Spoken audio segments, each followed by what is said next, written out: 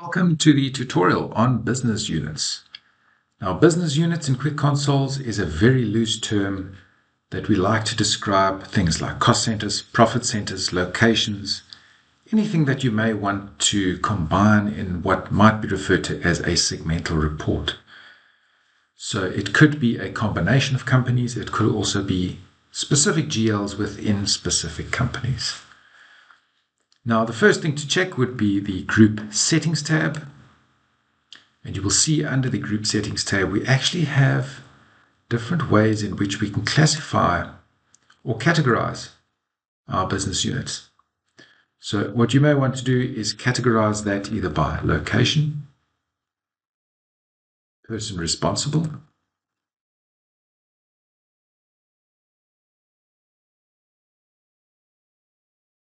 segment,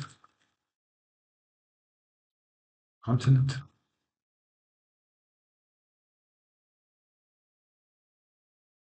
and classification.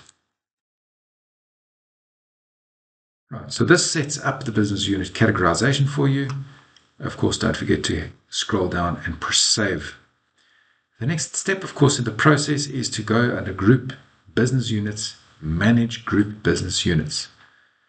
You'll see, of course, it's a blank slate, but this is the first in a two-step process to create your business unit. We will then go ahead and assign those business units in the next tutorial.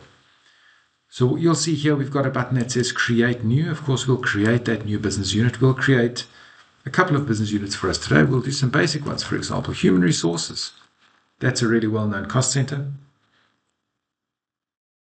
We'll give it a description. Location could be in Johannesburg. Person responsible could be Jane Doe.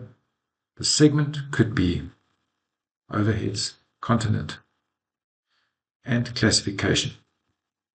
Right, these are entirely up to you based on the labels that we had given those 5 categories.